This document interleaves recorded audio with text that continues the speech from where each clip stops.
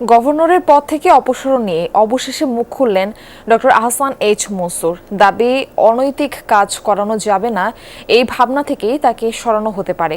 তবে গুরুত্বপূর্ণ কিছু সংস্কার শেষ করতে আরও সময় দরকার ছিল। যমুনা টেলিভিশনকে তিনি জানান, অর্থ পাচার ঠেকাতে কঠোর ছিলেন বলেই দেশের রেমিটেন্স বেড়েছে।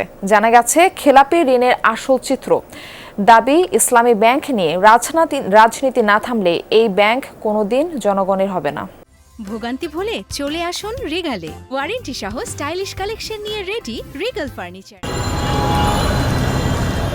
বাংলাদেশ ব্যাংক গভর্নরদের বিদায় ইদানিং ভালো হচ্ছে না। ব্যতিক্রম হয়নি ডক্টর আহসান এইচ মনসুরের ক্ষেত্রেও। চলতি বছর ফেব্রুয়ারিতে বাংলাদেশ ব্যাংক কর্মকর্তাদের একাংশের বিক্ষোভের মুখে সরে যেতে হয় তাকে। সাথে বিদায় নেন একজন অতিরিক্ত পরিচালক আর গভর্নরের উপদেষ্টাও। বিদায়ীদের বিরুদ্ধে অভিযোগ ছিল স্বৈরাচারী আচরণের। তখন আর্থিক খাতে শৃঙ্খলা ফেরাতে কঠোর হবার বার্তা দিয়েছিলেন ডক্টর মনসুর। বাড়ে রেমিটেন্স প্রবাহ, ব্যাংকে খেলাপি ঋণের আসল পরিস্থিতি জানতে শুরু হয় forensic audit. Doctor Ahsan H Mansur ফিরে গেছেন গবেষণাতে, কাজ করছেন আগের প্রতিষ্ঠানেই। গভর্নরের দায়িত্ব থেকে অপসারণ নিয়ে কিছুটা আক্ষেপ কণ্ঠে। দাবি, তার নেয়া অনেক উদ্যোগের সুফল পাচ্ছে বর্তমান সরকার। সংশোধন হয়েছে 2টি আইন, তাহলে তাকে বিদায় নিতে হলো কেন?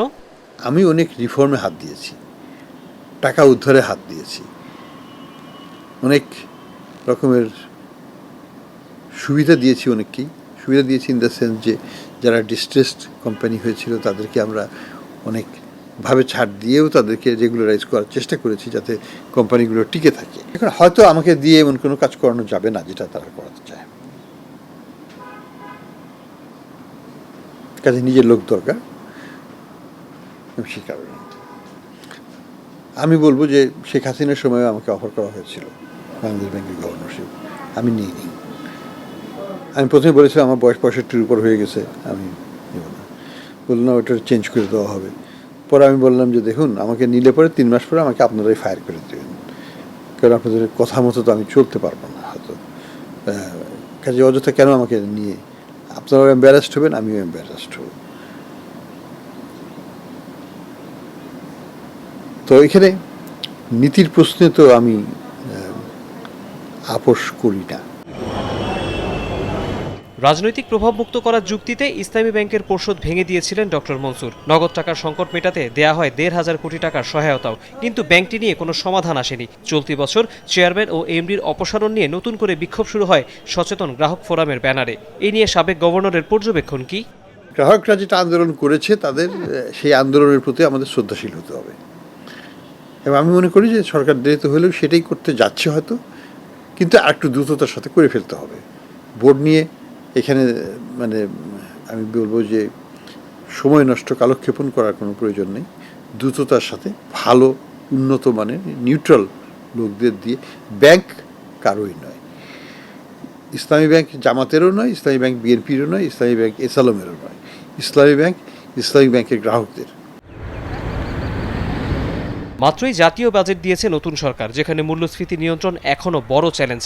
আছে ভর্তুকি ও মধ্যপ্রাচ্য সংকট সামলানোর ঝক্কিও। মূল্যস্ফীতি কমানোর টার্গেট পূরণ করতে পারেনি ডক্টর মনসুর নিজেও, আস্থায় ছিলেন না ব্যবসায়ীরা। তাহলে কি তিনি সফল?